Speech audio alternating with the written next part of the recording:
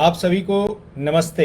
Varanasi theatres के इस कार्यक्रम में, जिसमें दश रूपक वाराणसी, 9 लिम्स मुंबई और रंग विदूषक भोपाल जैसी संस्थाओं का समावेश है, समन्वय है, मैं आप सभी को बधाई देता हूं जो इतना महत्वपूर्ण कार्यक्रम आयोजित कर रहे हैं, जिसके माध्यम से रंगमंच और रंगमंच ही नहीं, संस्कृति जगत के सभी लोग एक तरह से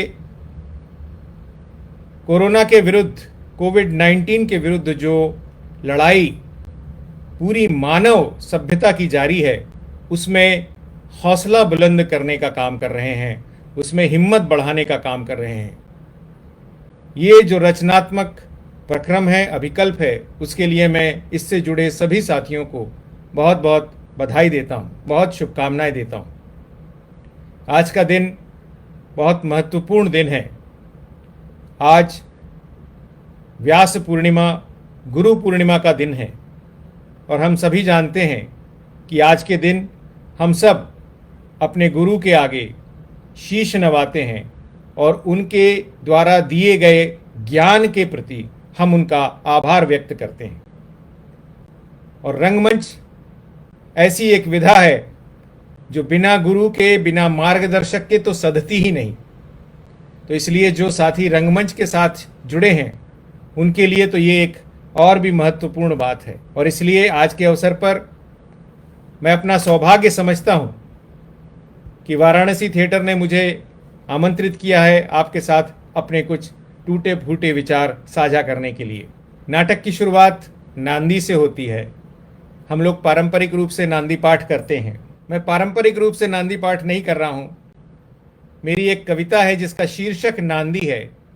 हालांकि उसका संदर्भ थोड़ा अलग है, लेकिन मुझे लगता है कि मेरे रंगमंच के साथियों को, जो लोग थिएटर से जुड़े हैं, जो लोग कला के और माध्यमों से, चाहे संगीत हो, चाहे नृत्य हो, चाहे और भी किसी विधा से जुड़े हों, उन्हें ये कविता पसंद आएगी।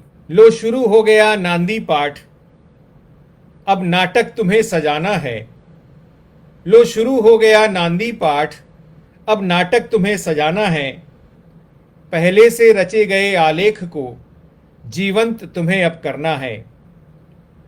तोड़कर शाश्वत प्रतिमाएं बनाने हैं तुम्हें नए कीर्तिमान। तोड़कर शाश्वत प्रतिमाएं बनाने हैं तुम्हें नए कीर्तिमान। सजे हुए रंगमंच पर पाना है सृजन संसार का नया विहान। कल्पना, रचना और आकांक्षा सभी तुम्हें अपनी ओर खींचेंगे। कल्पना, रचना और आकांक्षा सभी अपनी ओर तुम्हें खींचेंगे। महत्वाकांक्षा और प्रतिस्पर्धा के आकर्षण सदा तुम्हें उकसाएंगे। मत तोड़ना लेकिन तुम रंगमंच का अनुशासन। मत तोड़ना लेकिन तुम रंगमंच का अनुशासन। प्रलोभन कितने भी आए लेकिन विचलित न हो तुम्हारा मन। प्रलोभन कितने ही आए लेकिन विचलित न हो तुम्हारा मन। रंगमंच भी शाश्वत है और शाश्वत है इस पर खेला जाने वाला नाटक। रंगमंच भी शाश्वत है और शाश्वत है इस पर खेला जाने वाला नाटक। सफलता की कोई सीमा नहीं है, नियम अनुशासन में हो जब तक। खेलो खुशी से, जीतो प्रशंसा के अनगिनत स्वर।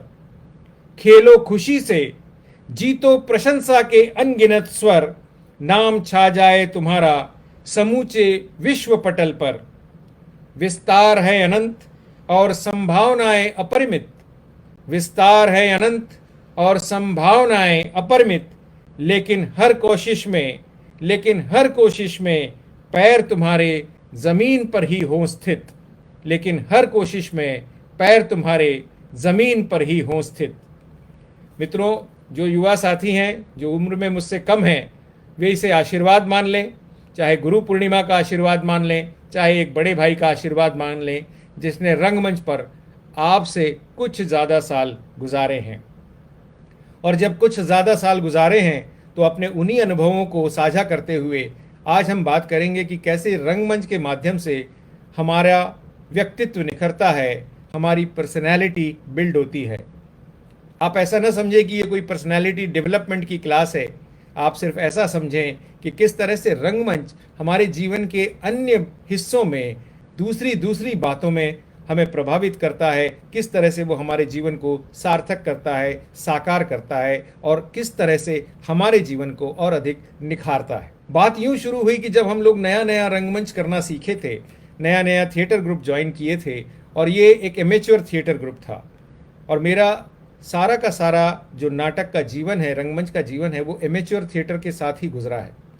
लेकिन मुझे बार बार लगा कि हमने एमेच्योर थिएटर को एमेच्योर कहकर गलती की। थिएटर दो तरह का है, एक प्रोफेशनल है और एक नॉन प्रोफेशनल है। क्योंकि हम जब एमेच्योर थिएटर भी करते हैं तो पूरी मैच्योरिटी के साथ करते हैं, पूरी शिद्दत के साथ करते हैं, पूरी लगन के साथ करते हैं। तो जब हमने नया नया नाटक करना शुरू किया तो मैं और मेरे साथी, हम दोनों, आप जानते हैं जब आप युवा रहते हैं या कॉलेज गोइंग रहते हैं तो आपको कोई बहुत बड़ी भूमिकाएं नहीं मिलती।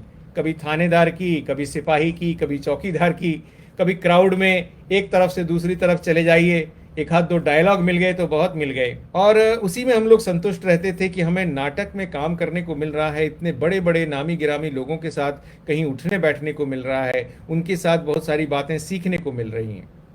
तो मेरे दोस्त ने मुझसे एक दिन प्रश्न किया कि हम लोग नाटक क्यों करते हैं? क्या 2-2.5 महीने की रिहर्सल के बाद समीक्षा में कहीं एक जगह आ जाए कि ये भी उल्लेखनीय भूमिका में थे, या इन्होंने भी ठीक ठाक अभिनय किया, या ये भी कि इनका अभिनय प्रशंसनीय था, बस समीक्षा में वो नाटक की समीक्षा में 1-2 लाइनें या 1-2 शब्द आ जाएं? क्या इस 1-2 शब्द के लिए हम 2-2.5 महीने लगातार रिहर्सल करते हैं, नाटक करते हैं, उसका मंचन करते हैं?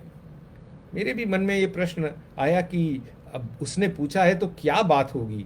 ऐसी कौन सी बात है जो नाटक हमें देता है?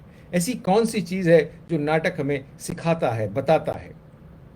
और जब धीरे धीरे हम लोग लगातार रंगमंच करने लगे, लगातार नाटक करने लगे, अलग अलग जगहों पर जाके करने लगे, तब समझ में आया कि नाटक सिर्फ हमें नाटक करना सिखाता नहीं है, नाटक हमें सिर्फ नाटक करना बताता नहीं है, उसके अलावा हमें ज़िंदगी के बहुत सारे ज़रूरी सबक देता है, बहुत सारी ऐसी बातें सिखाता है जिससे कहीं ना कहीं हमारा व्यक्तित्व बनता है, हमारा पूरा का पूरा एक एक व्यक्तित्व आकार लेता है। और उसी संदर्भ में मैं आपके साथ थोड़ी गुफ्तगू करना चाहता हूँ। इसके पहले मैं एक और मज़ेदार प्रसंग भी आपको सुनाऊं जो हमारे समाज में नाटक करने वाले या कला के और जो प्रदर्शन है उसको करने वाले का नज़रिया दिखाता है, और उसको देख के लगता है कि शायद कहीं ना कहीं नज़रिया बदलने की ज़रूरत है, इसलिए ये बात आज करना बहुत ज़रूरी है। मित्रों, जब मैं कॉलेज छोड़कर नौकरी की तलाश में था, और कुछ समय नौकरी की तलाश में जब व्यक्ति रहता है तो बेरोज़गार रहता है, बेरोजगार रह के नौकरियों के आवेदन करता रहता है। वो वाला काल नहीं था जो आज का काल है। आज जो भी व्यक्ति नाटक करता है या डांस कर रहे हैं या म्यूज़िक कर रहे हैं तो उनके पास बहुत सारे अवसर होते थे। आज से 30-35 साल पहले इतने अवसर नहीं होते थे। तो मैं शौकिया रंगमंच करता था। हमारे घर के पास एक और आंटी महिला रहती थी जिनका बेटा हमसे उम्र में थोड़ा छोटा था, स्कूल गोइंग था। उन्होंने मेरी माँ से प्रश्न किया कि ये आपका बेटा तो अब पढ़ाई तो हो गई और ये और कोई नौकरी वगैरह भी कर नहीं रहा है, तो रोज़ शाम को ये जाता कहाँ है? तो मेरी माँ ने कहा कि वो नाटक करने जाता है। तो पहले तो उनको यही समझ में नहीं आया कि वो नाटक करने जाता है दरअसल मतलब करता क्या है। फिर उन्होंने कहा कि ये जो मेरा बेटा है वे शाम को इधर उधर कूदता फांदता है, ये गलत बच्चों की सोहबत में पड़ जाएगा, इसे आपके बेटे के साथ नाटक करने भेज दें। तो माँ ने कहा कि ठीक है, 1-2 दिन चला जाएगा, देख के आएगा, अगर अच्छा लगेगा तो काम करेगा। तो 2 दिन वो साहबजादे मेरे साथ आए, पर उनको कुछ वो बात रास नहीं आई। वो नाटक भी ऐसा था जिसमें हम लोग थोड़ा मूवमेंट वगैरह कर रहे थे, ज़्यादा मूवमेंट थी, कूद फांद थोड़ी ज़्यादा थी। जैसे हमारे बंसीदा करते हैं, नट का थिएटर करते हैं तो उसमें थोड़ी कूद फांद बहुत ज़्यादा रहती, उस तरह का नाटक था। तो वो लड़का थोड़ा घबरा गया, घर आ गया। फिर मेरा एक और मित्र है जो प्रोफेशनली बांसुरी बजाते थे, प्रोफेशनली बांसुरी बजाते हैं, बहुत बड़े बांसुरी वादक आज हो गए हैं, लेकिन तब भी वो, चूँकि हम दोनों युवावस्था में थे, वो रियाज़ करते थे अपना, और हम लोग शाम को फिर गप्पे मारते थे। तो एक दिन उन्होंने मुझसे बुला के पूछा कि ये तुम्हारा दोस्त क्या करता है? मैंने कहा नहीं, मैंने कहा वो म्यूजिशियन है, म्यूज़िक डायरेक्टर है, म्यूज़िक बनाता है, बांसुरी बजाता है, तबला बजाता है। तो उन्होंने मुझसे कहा कि आपका ये दोस्त मेरे बेटे को तबला सिखा देगा? मुझे लगा एक कुछ दिन पहले इन्होंने नाटक देखने की इच्छा जाहिर की थी, अब ये तबला सीखने की बात कर रही हैं, तो बच्चे में शायद कलात्मक अभिरुचि बहुत ज़्यादा होगी। तो मैंने कहा कि क्या आपके बेटे को संगीत में रुचि है? तो उन्होंने कहा नहीं, रुचि तो वो नहीं है, वो तो कराटे सीखना चाहता है, लेकिन मुझे लगता है कि कराटे में हाथ पैर चलाएगा तो उसके हाथ पैर टूट जाएंगे, इसलिए मैंने सोचा कि जब हाथ पैर ही चलाना है तो उसे तबला सिखा दिया जाए। मुझे लगा कि कला की तरफ देखने का हमारे समाज का जो नज़रिया है, खासकर ऐसी जो कलात्मक अभिरुचियां हैं, रचनात्मक अभिरुचियां हैं, उसके प्रति जो समाज का नज़रिया है वो आज से 30-35 साल पहले ऐसा था। आज कैसा है ये मैं नहीं कह सकता, लेकिन आज भी मैं कई बार देखता हूं जब माता पिता बच्चे को नाटक या नृत्य या संगीत इसके बारे में कहते हैं कि वो एक्स्ट्रा करिकुलर एक्टिविटी है, इसलिए जनवरी के महीने से ये सब छोड़ देना चाहिए, क्योंकि जनवरी के महीने से उन्हें पढ़ाई करनी चाहिए, उन्हें परीक्षा में अच्छे नंबर लाने चाहिए, और परीक्षा में अच्छे नंबर लाने हैं इसलिए उन्हें ये सारी चीज़ें छोड़ के सिर्फ और सिर्फ पढ़ाई करनी चाहिए।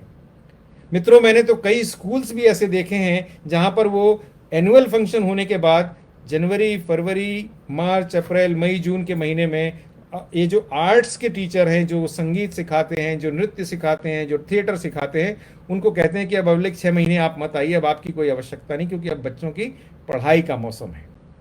और तब मुझे सच में ऐसे लोगों की बुद्धि पर बहुत बहुत तरस आता है, बहुत दुख होता है देखकर कि वो कैसे समझ लेते हैं कि ये जो कलात्मक गुण हैं, ये जो कलात्मक अभिरुचियां हैं, ये दरअसल सिर्फ कलात्मक अभिरुचियां नहीं हैं, ये कहीं ना कहीं उनकी टोटल पर्सनैलिटी, उनके पूरे व्यक्तित्व को निखारने का और ज़िंदगी के जो परसेप्शन है, ज़िंदगी को देखने का जो नज़रिया है, उसको विकसित करने के ये एक महत्वपूर्ण साधन है। मुझे जब भी अवसर मिला है किसी स्कूल, कॉलेज, किसी यूनिवर्सिटी में जाकर भाषण देने का, विद्यार्थियों के साथ संवाद करने का, और जब भी अवसर मिला है अपनी बात कहने का, मैं ये कहने से कभी नहीं चूकता कि आज जो कुछ भी मैं हूँ वो सिर्फ और सिर्फ रंगमंच की बदौलत हूँ।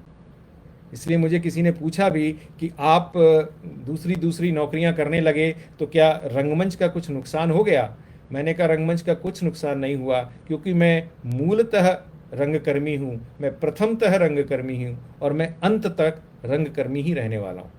इसलिए कुछ दिन थिएटर से बाहर इधर उधर हो जाना सिर्फ ये जिंदगी का एक ट्रांजिशनरी फेज है, क्योंकि आप भले ही नाटक से दूर हो जाएं, नाटक कभी आपसे दूर नहीं होता। आप अपनी जिंदगी से नाटक को निकालने की कोशिश भी करें तो नाटक कभी आपकी जिंदगी से नहीं निकलता। रंगमंच आपके साथ इस तरह वाबस्ता रहता है, इस तरह जुड़ा रहता है, इस तरह गुथा रहता है कि वो आपकी जिंदगी से कभी बाहर नहीं हो सकता, और वही उसकी खूबी है, क्योंकि वही आपको हमेशा साथ देता है कठिन से कठिन परिस्थिति में, कठिन से कठिन चुनौती में, और सिर्फ थिएटर ही आपको कहीं ना कहीं मदद करता है। मैं नहीं जानता, मेरे बहुत सारे साथी आज ऐसे भी होंगे जो कहीं प्रोफेशनल रंगमंच करते होंगे। वो बुरा न माने अगर मैं कुछ ऐसी पीड़ा व्यक्त करूं जो सिर्फ और सिर्फ जो नॉन प्रोफेशनल रंगमंच है वो भुगतते हैं। हम अक्सर कहते थे कि आप लोग सुविधा का रंगमंच करते हैं और हम असुविधा का रंगमंच करते हैं, लेकिन हम दोनों में से कोई भी दुविधा का रंगमंच नहीं करता। हम रंगमंच इसलिए करते हैं क्योंकि हमें रंगमंच पसंद है। और वो कौन कौन सी चीज़ें हैं जो रंगमंच हमें सिखाता है, हमें बताता है? एक सबसे बड़ी बात जो थिएटर से सीखने को मिलती है, जो थिएटर से समझने को मिलती है, वो है टीम। हम कैसे एक इकाई की तरह, एक टीम की तरह साथ मिलकर काम कर सकते हैं। आप जानते हैं टीम और ट्रूप में फर्क होता है। ट्रूप में सारे लोग एक जैसी कैपेबिलिटी के रहते हैं, उन सारे लोगों की ट्रेनिंग एक जैसी रहती है, इसलिए वो मार्च करते हैं, वो कदम ताल करते हैं।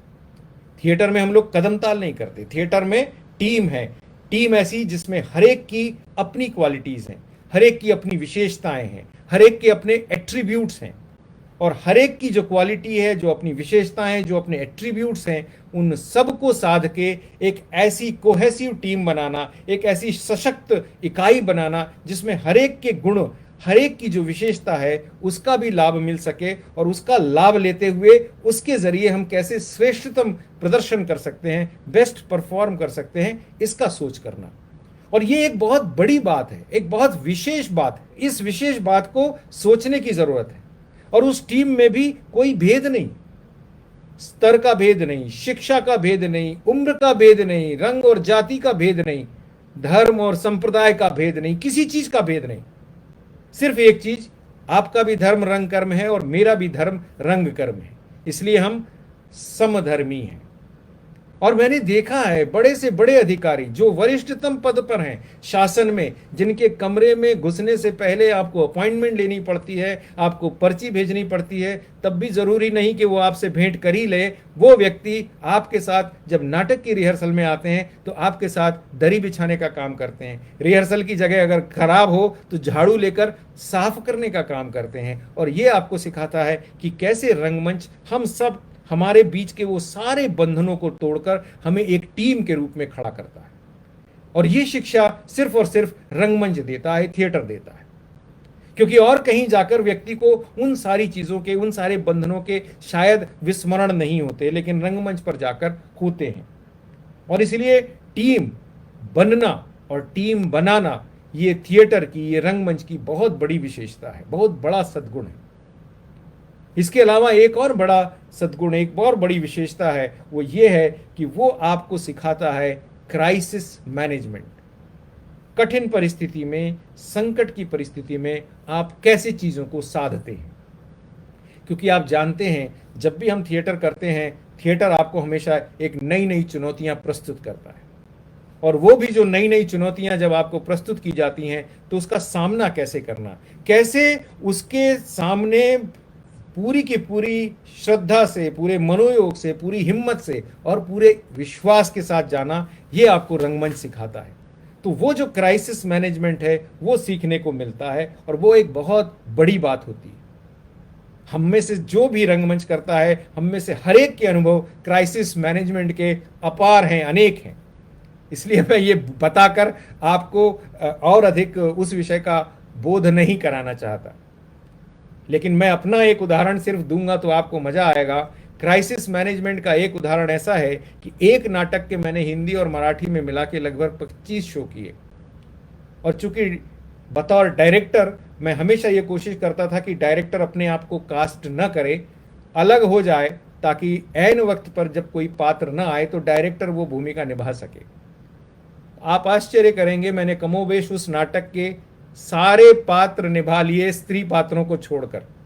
और मैंने अपने मित्रों से कहा भी जो मेरे साथ काम कर रहे थे, किसी दिन ये मत कह देना कि अब नाटक की हीरोइन नहीं आ रही है तो अब आप साड़ी पहनकर हीरोइन बन जाइए। क्राइसिस मैनेजमेंट ये है। और ऐन वक्त पर किसी की कोई तबीयत खराब हो जाए, किसी के घर कोई गमी हो जाए या कहीं कोई आनंद का भी प्रसंग हो, और आपको कैसे वो सारी चीजों को मैनेज करना पड़ता है, ये आपको थिएटर बताता है। एक और बड़ी बात जो थिएटर बताता है वो है किस तरह से एक इवेंट का प्लान करना है, एक इवेंट की योजना बनाना। क्योंकि हम सिर्फ जब नाटक करते हैं तो नाटक नहीं करते, हम नाटक के प्रदर्शन की भी चिंता करते हैं। कैसे नाटक का प्रदर्शन होगा, कैसे लोग आएंगे, कैसे उन्हें बुलाया जाएगा, कैसे वो पैसे के बंदोबस्त होंगे, कैसे रिसोर्स बिल्ड किए जाएंगे। नाटक कोई इतनी आसान हॉबी तो है नहीं। मुझे मालूम है कि दिल्ली, बंबई जैसे शहरों में तो सिर्फ हॉल का किराया ही देते देते कई नाटक समूहों की पसीने निकल जाते हैं, कई नाटक समूहों को एड़ी चोटी का जोर लगाना पड़ता है। उसके बाद कैसे हम अपनी चीज़ों को प्रोपोगेट करके, कैसे अपनी चीज़ों को बढ़ाकर हम पूरी की पूरी इवेंट क्रिएट करते हैं, ये भी हमको नाटक से सीखने को मिलता है। और इसलिए मित्रों, मैंने देखा है कि ऐसे तमाम लोग जो और किसी जगह पर जाकर किसी से कोई भी सहायता मांगने में भले ही कतराते हों, नाटक के लिए, टिकट के लिए पैसा मांगने में कभी कोई संकोच नहीं करता, क्योंकि उसे मालूम है कि ये एक ऐसा काम है जो कुछ लोग जो जुनूनी हैं, जो रंग कर्म की सेवा में जुटे हैं, और वो ये काम कर रहे हैं। तो एक तरह का इवेंट मैनेजमेंट भी नाटक आपको बहुत अच्छी तरह से सिखा देता है। उससे भी एक और बड़ी बात है जो नाटक आपको बता देता है, और वो है स्पॉन्टेनिटी, प्रत्युत्पन्नमति जिसे कहते हैं, या हमारी चलताऊ भाषा में इम्प्रोवाइजेशन हम कहते हैं। कई निर्देशक इम्प्रोवाइजेशन को बहुत अच्छा नहीं मानते, क्योंकि उनको लगता है कि इम्प्रोवाइजेशन से दूसरे कलाकारों को दिक्कत हो सकती है, होती भी है। पर मज़ा इसी में है कि कैसे हम सिचुएशन में चीज़ों को इम्प्रोवाइज करते हैं, हम कैसे दी गई परिस्थिति में अपने आप को ढाल कर आगे बढ़ते हैं। स्टेज पर कई बार ऐसा होता है, जो प्रॉपर्टी आपको यूज़ करना है वो प्रॉपर्टी आपको नहीं मिलती, आप इम्प्रोवाइज करते हैं। कई बार ऐसा होता है जिसकी एंट्री होना है वो एंट्री भूल जाते हैं, आपको इम्प्रोवाइज करना पड़ता है। कई बार ऐसा होता है जहाँ लाइट जाना है वहाँ लाइट जाती नहीं है, और जहाँ नहीं जाना है वहाँ चली जाती है, तो आप इम्प्रोवाइज करते हैं। आपको मालूम पड़ता है कि इन अ स्पर ऑफ मूवमेंट आपको कैसे रिएक्ट करना है। क्योंकि थिएटर आपको एक और बड़ी बात सिखाता है, वो ये कि how to face an audience. एक बहुत बड़े समूह को, एक बहुत बड़े समुदाय को कैसे देखना, कैसे उनके सामने जाना, कैसे पूरे विश्वास के साथ उनके सामने जाना। और ये एक बहुत बड़ी नियामत है जो रंगमंच आपको देता है। मैंने देखा है अच्छे अच्छे लोग जो अकेले में अपनी बात को बहुत वजनदार तरीके से कह सकते हैं, जो 1-to-1 डायलॉग में अपनी बात को बहुत वजनदार तरीके से कह सकते हैं, जैसे ही वो ऑडियंस को फेस करते हैं एकदम से उनको पसीना आ जाता है, एकदम से उनके हाथ पांव फूल जाते हैं, वो अपनी बात को ढंग से कह नहीं सकते। और ऐसा एक बहुत साधारण नहीं, मैंने बड़े से बड़े व्यक्तियों को ऐसा देखा है, उनकी परिस्थिति ऐसी देखी है। तो उसमें हमको ये समझना है कि कैसे हम ऑडियंस को फेस करके अपनी चीजों को आगे बढ़ाएं, ये रंगमंच सिखाता है। तो ये कॉन्फिडेंस देता है। और एक बड़ी बात रंगमंच जो सिखाता है वो है ग्रुप डायनामिक्स। टीम और ग्रुप डायनामिक्स में फर्क है। टीम है जो रंगमंच पर किसी एक दिए गए नाटक पर परफॉर्म करती है, और ग्रुप डायनामिक्स यानी एक पूरे के पूरे समूह को चलाना, एक पूरे के पूरे समूह का प्रबंधन करना, कम रिसोर्स में, कम पैसे में, कम खर्चे में, कम संसाधनों में कैसे हम चीज़ों को बड़ा बना सकते हैं, कैसे हम चीज़ों को विस्तारित कर सकते हैं, इसके बारे में बताना।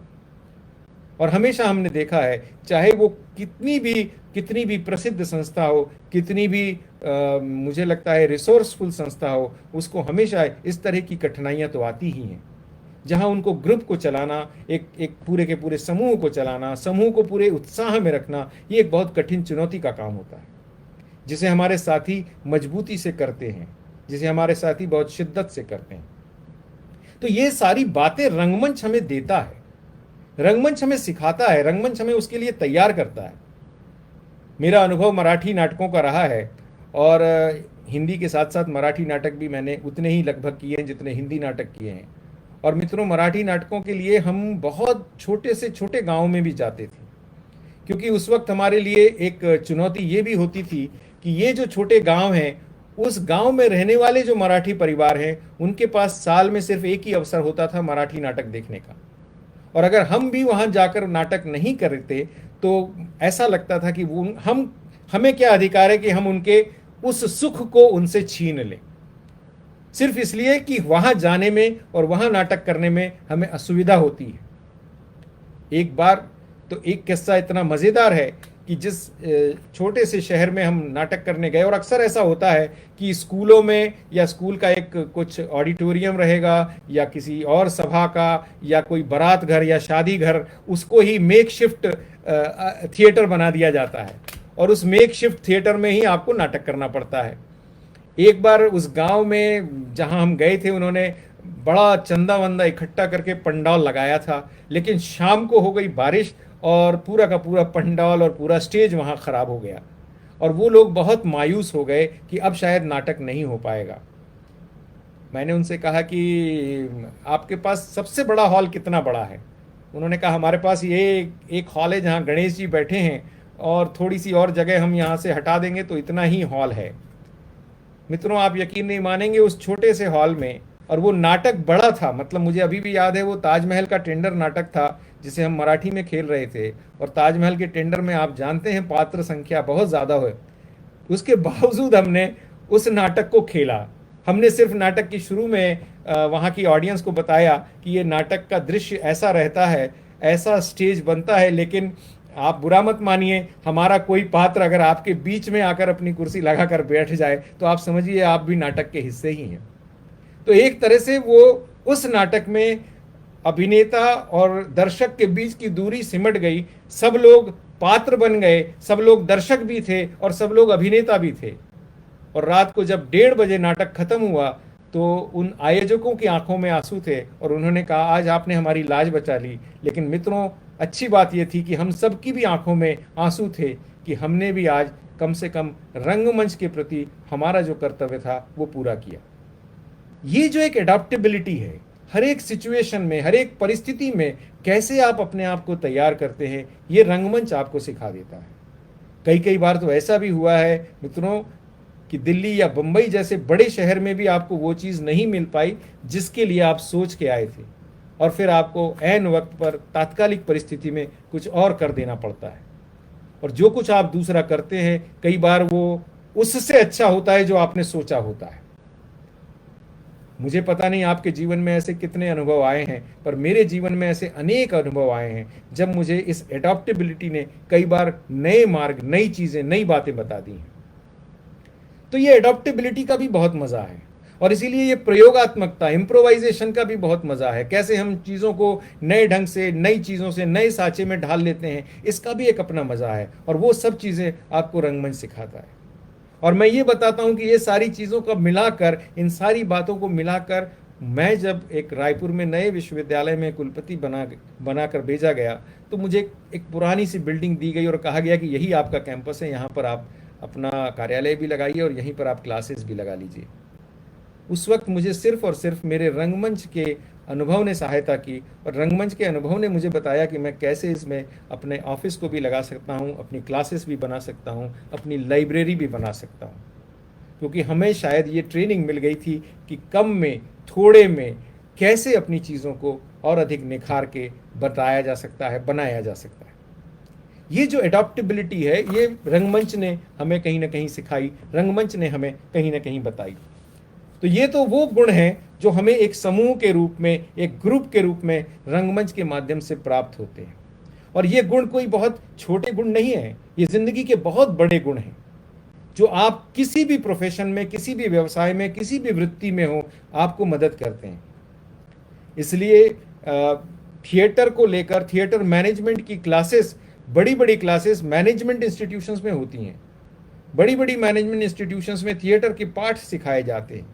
वो सिर्फ इसलिए कि जो बड़े मैनेजर्स बन रहे हैं, जो आगे जाकर बड़ी बड़ी कंपनियों का दायित्व संभालेंगे, उनके पास ये सारी चीज़ें होनी चाहिए, उनके पास ये सारे गुण होने चाहिए, उनके पास इन सारी चीज़ों को हैंडल करने की क्षमता होनी चाहिए। और वो क्षमता आपको रंगमंच के अभ्यास से आती है, वो क्षमता आपको रंगमंच पर बार बार काम करने से आती है।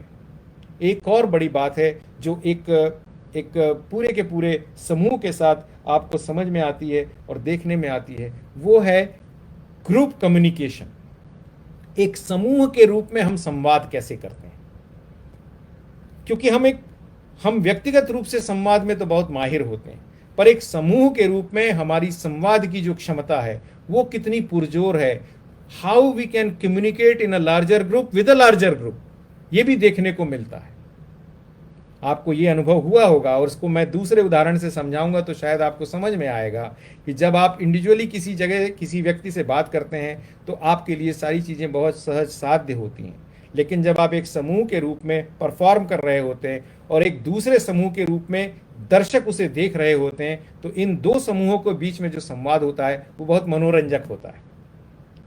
इस बात को थोड़े और तफसील से बताऊं तो आपको शायद बात समझ में आ जाएगी।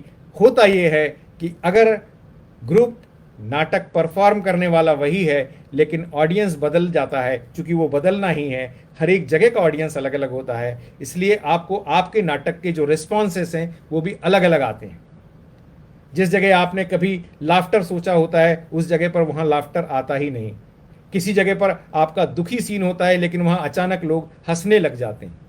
ये क्यों होता है? ये क्योंकि समूहों के बीच की जो संप्रेषणीयता है, जो कम्युनिकेशन है, उसके बीच में जो फर्क है, उसको देखने समझने की जरूरत है, और वो थिएटर में समझ में आता है। इसलिए कई बार जो थोड़े नए एक्टर्स रहते हैं, जो बहुत कॉन्फिडेंट रहते हैं कि यहाँ मैं डायलॉग बोलूँगा तो लाफ्टर आएगा, या यहाँ मैं डायलॉग बोलूँगा तो ताली आएगी, और अगर वहाँ ताली नहीं बजी तो उस एक्टर का आधा उत्साह वहीं ख़त्म हो जाता है, अगला डायलॉग वो भूल सा जाता है, क्योंकि वो इस समूह के डायनामिक्स को नहीं समझ पाता। तो वो जो समूह का डायनामिक्स है, समूह की जो संप्रेषणीयता की जो पूरी डायनामिक्स है, वो भी रंगमंच हमें सिखाता है। तो ये इतनी सारी बातों को, इतनी सारी खूबसूरतियों को लिए हुए अगर रंगमंच है, तो आप बताइए वो एक्स्ट्रा करिकुलर कैसे हो गया? आप बताइए कि वो ऐसी कोई चीज कैसे हो गई जो जनवरी से जून के महीने में न बताई जा सके? वो ऐसी चीज कैसे हो गई जो किसी व्यक्ति या किसी विद्यार्थी के जीवन में कभी काम ना आ सके? आप सोचिए हम कितनी बड़ी गलती कर रहे हैं। और ये तो बात हुई उस समूह की, जो एक बड़े समूह के तौर पर कोई हमें बताता है, कोई हमें समझाता है। मैं आपको कुछ व्यक्तिगत बातें बताना चाहता हूं, कुछ व्यक्तिगत गुण बताना चाहता हूं जो हमें रंगमंच के माध्यम से प्राप्त होते हैं, रंगमंच के माध्यम से जिसमें हमारा निखार होता है, परिष्कार होता है, जिसमें हम सधते हैं, जिसमें सजते हैं, जिसमें संवरते हैं, जिसमें हम बनते हैं। उस गुण की भी बात कर लें। और अगर हम बिल्कुल शुरुआत से ही बात करें तो जेस्चर और पोस्चर की बात कर लें। कितने अच्छे तरीके से रंगमंच आपको जेस्चर और पोस्चर सिखा देता है। जो बहुत सारे बच्चे नए नए नाटक करने आते हैं, हमने भी जब पहली बार नाटक किया था या पहली बार जब हम स्टेज पर आते थे तो हमको भी ये लगता था कि डायलॉग तो आप रट के बोल लेंगे, हाथ का क्या करेंगे। आप अक्सर अपने डायरेक्टर साहब से पूछते थे और डायरेक्टर साहब भी कहते थे कि तुम हाथ का क्या करोगे, हाथ का, क्योंकि आपको मालूम ही नहीं है कि अगर मैं हाथ का उपयोग कैसे करूं तो आपको समझ में नहीं आता हाथ का क्या किया जाए। पता नहीं आपको अनुभव हुआ कि नहीं, मुझे तो पहली बार नाटक का जब प्रदर्शन हो रहा था तब ऐसा लगा कि हाथ मेरे भगवान कोई पीछे बांध दे, क्योंकि मुझे समझ में नहीं आ रहा था हाथ का क्या करें। इसलिए आपने देखा होगा कई बार कई एक्टर्स डायरेक्टर से कहते हैं कि सर मुझे कोई प्रॉपर्टी दे दीजिए, सिगरेट दे दीजिए, सिगार दे दीजिए, चुरुट दे दीजिए, पेंसिल दे दीजिए, मुझे छड़ी दे दीजिए, मुझे छाता दे दीजिए। कुछ नहीं मिलेगा तो एक्टर कहेगा सर मुझे एक कोट पहना दीजिए ताकि मैं अपने दोनों हाथ अपनी जेबों में डाल लूं, क्योंकि मुझे समझ में नहीं आता हाथ का क्या करना है। रंगमंच सिखाता है आपके जेस्चर्स कैसे हों, आप कैसे भंगिमाएं कर सकते हैं हाथ के माध्यम से, चेहरे के माध्यम से, आप कैसे अपने आप को अभिव्यक्त कर सकते हैं। मैं जब कई जगह व्याख्यान के लिए बुलाया जाने लगा मित्रों, तो अक्सर लोग कहते थे कि आपका पावर पॉइंट प्रेजेंटेशन कहाँ है, और मैं कहता था मुझे पावर पॉइंट प्रेजेंटेशन की कोई ज़रूरत नहीं। और लोग पूछते थे कि क्या इतना गूढ़ विषय आप ऐसे ही बता देंगे। मैंने कहा हाँ बता दूंगा। और खासकर बड़े शहरों में, चाहे बम्बई हो, दिल्ली हो, चेन्नई हो, कलकत्ता हो, वहाँ तो लोग आश्चर्य करते थे कि बिना पावर पॉइंट प्रेजेंटेशन के कोई व्यक्ति कैसे व्याख्यान दे सकता है, वो भी 1.5 घंटा कैसे बोल सकता है, 2 घंटे कैसे बोल सकता है। मैंने कहा कि रंगमंच ने हमें यही सिखाया है कि हम 1.5 घंटे तक ऑडियंस को कैसे बांध के रखें, 2 घंटे तक हम ऑडियंस को कैसे रोक कर रखें, कैसे अपनी बातें उनको कन्विंस कर सकें। और अगर मैंने प्रॉपर्टी लेकर आपको बता दिया, अगर मैंने बता दिया आसमान कैसा है वो आसमान दिखा दिया, अगर मैंने बता दिया बोतल कैसी है और बोतल दिखा दी, तो बतौर कलाकार तो मेरी कोई कलाकारी रही नहीं। मेरी कलाकारी तो यही है कि मैं आपको शून्य में से उसी जगह में राजमहल भी बताऊं और शून्य में से उसी जगह पर गरीब का झोपड़ा भी बताऊं। तब तो मेरी कलाकारी है, तब तो मेरा कौशल है, तब तो मैं एक रंगमंच का कलाकार हूं। और अगर मैंने झोपड़े की जगह झोपड़ा और राजमहल की जगह राजमहल खड़ा ही कर दिया तो फिर क्या कलाकारी रही। तो ये जो बात है, ये सारी चीजों को हमें रंगमंच अभिकल्पना, how to conceive and how to narrate, how to transform and how to transpire, ये बताता है। तो ये जेस्चर है, पोस्चर है, खड़े रहने का तरीका, कैसे मैं खड़ा रहूं, कैसे मैं अपने आप को कॉन्फिडेंटली लोगों के सामने प्रस्तुत करूं, इन सब चीजों के बारे में रंगमंच आपको धीरे धीरे सिखाता है। और ये जेस्चर्स और पोस्चर्स क्यों जरूरी है, ये मैं आपको बताना चाहता हूं मित्रों। ये बहुत बड़ी बात है, ये एक बहुत जरूरी बात है। हम लोग अक्सर जो कुछ भी हमें हमारे माता पिता से मिला है अनुवांशिक रूप से, कई कई बार उसको लेकर अनावश्यक रूप से फ्रस्ट्रेशन में रहते हैं। मुझे लगता तो है कि मैं बहुत लंबा हूं, लेकिन मुझे अनुवांशिक रूप से वो लंबाई नहीं मिलती। मुझे लगता तो है कि मेरी आवाज़ बहुत भारी और गरजदार होनी चाहिए, लेकिन अनुवांशिक रूप से मुझे वो मिलती नहीं। मुझे लगता तो है कि मेरे बाल बहुत घने लंबे काले होने चाहिए, लेकिन अनुवांशिक रूप से मुझे वो मिलते नहीं। मुझे लगता तो है कि मैं लंबा छरहरा हूँ, लेकिन नहीं मिल पाती। मुझे लगता है कि मैं गठीले बदन वाला हूँ, लेकिन मुझे वो भी कदकाठी नहीं मिल पाती। तो मुझे लगता है कि ये सारी चीज़ें जो आपको अनुवांशिक रूप से जन्मतः प्राप्त हैं, उन सब चीज़ों के साथ किस तरह संघर्ष करना, किस तरह निकलना, किस तरह उन सब चीज़ों से उबरना, ये आपको रंगमंच सिखाता है।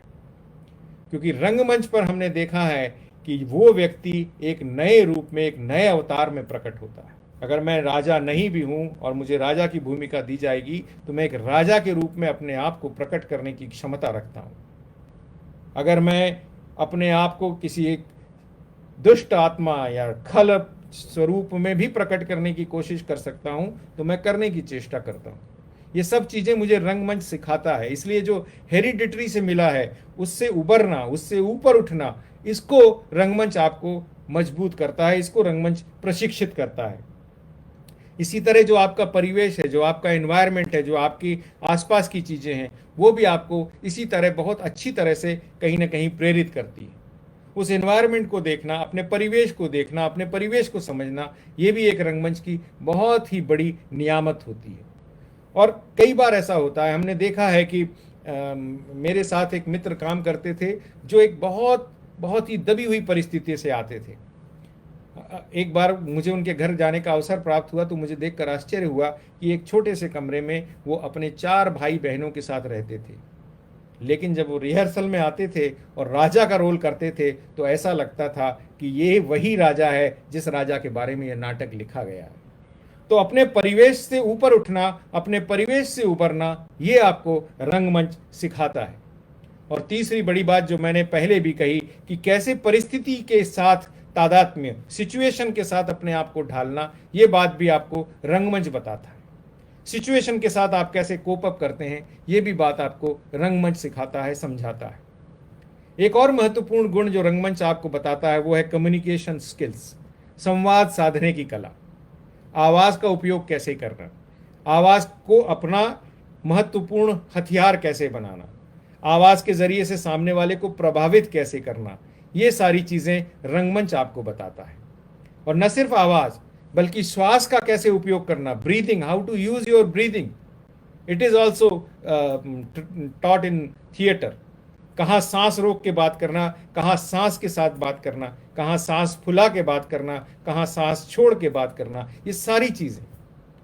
और कहाँ बात नहीं करना, कहाँ मौन रहना, और मौन कैसे बोलता है, ये भी रंगमंच सिखाता है। हमें मालूम है, हमारे बहुत सारे साथियों ने इस बात को अनुभव किया होगा। कई बार आप अकेले रहते हैं और आपके डायरेक्टर कहते हैं कि आपको कोई डायलॉग बोलना नहीं है, आप चुप खड़े रहिए। कई पात्रों को बड़ी मुसीबत होती है कि मुझसे कोई डायलॉग नहीं बुलवाया।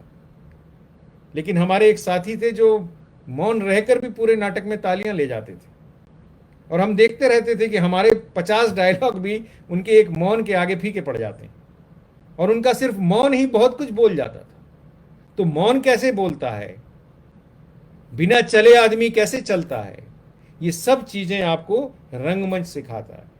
तो इन सब चीजों का उपयोग कैसे, उसका उपयोग करना कैसे, उसको अपने अपने एट्रीब्यूट की तरह इस्तेमाल करना, ये सारी बातें रंगमंच आपको सिखाता है। एक और बात जो रंगमंच आपको बताता है वो है आप अपना उपयोग कैसे कर सकते हैं, how to use yourself. ये पूरी की पूरी पर्सनैलिटी, अगर ये कहा जाए कि ये मेरा बैंक बैलेंस है, ये जो मेरा व्यक्तित्व है, चाहे मैं जैसा भी हूँ, जैसी आवाज़ है, जैसा दिखता हूँ, जैसी देह यष्टि है, ये कुल मिला के मेरा एक बैंक बैलेंस। लेकिन इसके सहारे से मैं अपने आप को कैसे प्रोजेक्ट कर सकता हूँ, कैसे अपना बेस्ट, अपना सर्वश्रेष्ठ दे सकता हूँ, ये आपको रंगमंच सिखाता है। ये और कहीं नहीं, ये ट्रेनिंग आपको और कहीं नहीं मिल सकती।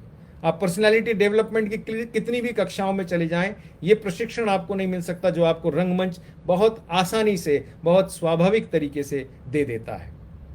और इसी तरह आपको एक और बात मालूम पड़ जाती है जो मॉडर्न लैंग्वेज की भाषा में जिसे कहते हैं यूएसपी। मेरा यूएसपी क्या है, और वो यूएसपी यानी मेरा एक्स फैक्टर क्या है। अगर हम मनोरंजन की भाषा में कहें तो मेरा एक्स फैक्टर क्या है, और ये जो एक्स फैक्टर है या ये जो यूएसपी है, ये भी आपको रंगमंच सिखाता है, रंगमंच बताता है। तो इसलिए मित्रों, ऐसी बहुत सारी बातें हैं जो रंगमंच के माध्यम से सीखी समझी जा सकती हैं, जानी जा सकती हैं, देखी जा सकती हैं। दिक्कत सिर्फ इस बात की है कि अगर हमने समझ लिया कि रंगमंच सिर्फ और सिर्फ हमारे मनोरंजन का एक हिस्सा है, या रंगमंच सिर्फ एक समय काटने का शगल है, या रंगमंच सिर्फ ऐसे लोगों का खप्त है जिनके पास और कुछ करने को नहीं है, तो शायद ये सारी बातें आपको देखने को, समझने को ही नहीं मिलती कि रंगमंच हमें क्या देता है। रंगमंच एक तरह की पूजा है, एक तरह की निष्ठा है। अगर हम उस पूजा को, उस निष्ठा को, उस साधना को पूरे मनोयोग से करेंगे तो निश्चित तौर पर हमें उससे बहुत सारी ऐसी चीजें प्राप्त होंगी जिसकी हमने कल्पना भी नहीं की। आपको समझ में नहीं आएगा कि आपके व्यक्तित्व में ऐसी कौन कौन सी खूबियां रंगमंच के माध्यम से आ गई हैं। लेकिन जरूरत इस बात की है कि हम उस साधना को अच्छी तरह साधें, उस साधना को अच्छी तरह देखें, और पूरे मनोयोग से उसमें काम करें। अगर हम मनोयोग से काम करेंगे, पूरी निष्ठा से काम करेंगे, पूरे समर्पण से काम करेंगे, तो निश्चित तौर पर रंगमंच आपको बहुत कुछ देकर जाने वाला है, और वो बहुत कुछ देकर जाता ही है। अभी पिछले कुछ दिनों से मुझे ऐसा अवसर आया कि मैं ऐसे लोगों से मिला जिन्होंने नृत्य पर काम किया है, और नृत्य पर काम करके उन्होंने एक पूरी की पूरी डांस थेरेपी बना दी है कि नृत्य कैसे आपके जीवन की अलग अलग समस्याओं को सुलझा सकता है, या जीवन कैसे आपकी अलग अलग व्याधियों को, मानसिक व्याधियों को ठीक कर सकता है, कुछ एक शारीरिक व्याधियों को ठीक कर सकता है। मुझे ऐसे भी व्यक्ति मिले जो म्यूज़िक की थेरेपी पे काम कर रहे हैं कि कैसे संगीत आपके जीवन में इस तरह का सुधार ला सकता है। मुझे ऐसे भी व्यक्ति मिले जो कहीं ना कहीं चित्रकला के माध्यम से इस तरह की थेरेपी की बात करते हैं। लेकिन मित्रों, रंगमंच, थिएटर तो इन सभी चीज़ों का समावेश है। इसमें नृत्य भी है, इसमें संगीत भी है, इसमें अभिनय भी है, इसमें चित्र भी है, इसमें दृश्य भी है, इसमें संयोजन भी है। इन सारी चीज़ों का समन्वय है, और इसलिए ये एक तरह की बहुत महत्वपूर्ण थेरेपी है। मुझे नहीं मालूम कि नाटक as a therapy, theatre as a therapy पे कितने लोग काम कर रहे हैं। निश्चित तौर पर कुछ लोग काम कर ही रहे होंगे, लेकिन मैं ये भी मानता हूँ कि अगर कोई काम ना भी कर रहा हो तो मेरे बहुत सारे साथी जो रंगमंच कर रहे हैं, जो थिएटर कर रहे हैं, उन्हें ये समझना चाहिए कि ये अपने आप में एक कंप्लीट थेरेपी है। ये अपने आप में आपके परिशोधन की, आपके परिष्कार की पूरी प्रक्रिया है। इसलिए इसे हल्के से लेने की कोई आवश्यकता नहीं है। इसे जितनी गंभीरता से आप करेंगे, ये उतनी ही शिद्दत से आपको बहुत सारी चीज़ें लौटा कर देने वाला है। आपके व्यक्तित्व के बहुत सारे गुण जो आपने भी नहीं देखे समझे होंगे, वो सारे गुणों से आपका परिचय करा देने वाला है। फिर चाहे वो गायन हो, लेखन हो, नृत्य हो, पेंटिंग हो, दृश्य का आकल्पन हो, मेकअप हो, कॉस्ट्यूम हो, कौन कौन सी चीज़ें ऐसी हैं, बहुत सारी चीज़ें ऐसी हैं जो थिएटर से आपको स्वयं स्फूर्त प्राप्त हो जाती है। इसलिए आप बहुत आसानी से पहचान सकते हैं कि आपके सामने अगर 3 व्यक्ति खड़े हैं, उसमें से एक व्यक्ति ने थिएटर किया है, तो आप बहुत आसानी से पहचान सकते हैं, क्योंकि उस व्यक्ति के सारे मैनरिज्म, सारी भंगिमाएं, व्यवहार, बातचीत करने का ढंग, ये सब चीज़ें इतनी बढ़िया तरीके से सहज सधती हैं कि आप बहुत आसानी से पहचान सकते हैं। ज़रूरत सिर्फ इस बात की है कि अगर हम अपनी कला की कदर करेंगे, तभी दूसरे हमारी कला की कदर करने वाले हैं। हम थिएटर कर रहे हैं यानी हम कोई ऐसा काम कर रहे हैं जो समाज के लिए आवश्यक नहीं है। अगर ऐसा भाव कहीं मेरे मन में आ गया, तो फिर कहीं ना कहीं मित्रों, हम हमारी इस साधना के साथ बहुत बड़ा अन्याय कर रहे हैं। हम थिएटर कर रहे हैं यानी हम समाज का ही कोई काम कर रहे हैं। हम थिएटर कर रहे हैं यानी हम समाज के लिए ही कोई रचना कर रहे हैं। और हम थिएटर कर रहे हैं यानी हम कहीं ना कहीं पूरे के पूरे व्यक्तित्व को देखने और समझने की कोशिश कर रहे हैं। अगर हमारे मन में ये भाव रहेगा, तो निश्चित तौर पर हम दर्शकों के लिए, श्रोताओं के लिए एक सही संदेश प्रसारित कर सकते हैं, एक सही बात प्रक्षेपित कर सकते हैं। और उस सही संदेश को प्रक्षेपित करना, प्रसारित करना, ये हम तमाम रंग कर्मियों के हाथ में है। इसलिए हमें अपनी तरफ से लगातार ऐसे लोगों को भी इस बात की जानकारी देते रहना चाहिए कि अगर कोई आपके साथ, आपके बीच कोई ऐसा व्यक्ति है जो रंगमंच कर रहा है, तो उसकी भी वो साधना उतनी ही प्रतिष्ठित है जितनी कोई और साधना है। इसलिए स्कूल कॉलेजों में जनवरी से लेकर जून के महीने में आपको drama teacher, music teacher, dance teacher को छुट्टी देने की आवश्यकता नहीं है, क्योंकि ये वही एट्रीब्यूट हैं जो कहीं ना कहीं आपके बच्चे के व्यक्तित्व को निखारने वाले हैं, आपके बच्चे के व्यक्तित्व को कहीं ना कहीं सहायता पहुंचाने वाले हैं। अगर कुछ लोग ऐसे हैं जो ऐसी इंस्टीट्यूशन से जुड़े हैं, तो मुझे लगता है कि मेरी बातें निश्चित तौर पर उन तक विनम्रता से पहुंचाने की कोशिश कीजिए। मित्रों, जब तक हम हमारे कला रूपों को सम्मान से नहीं देखेंगे, जब तक हम हमारे कला रूपों से प्राप्त होने वाली बातों के तह तक जाकर उसके महत्व को नहीं समझेंगे, तो हम कैसे समाज के दूसरे लोगों को इस बात का महत्व समझा पाएंगे। मुझे लगता है आज के लिए शायद इतनी ही बातें बहुत हैं। मैं बहुत कोई गंभीर बात करना भी नहीं चाहता था, पर अगर कोई बात ऐसी हो जिसके कारण मैंने किसी की भावनाएं आहत की हो तो मैं क्षमा प्रार्थी हूँ। किसी की भावनाएं आहत करने का मेरा कोई उद्देश्य नहीं है।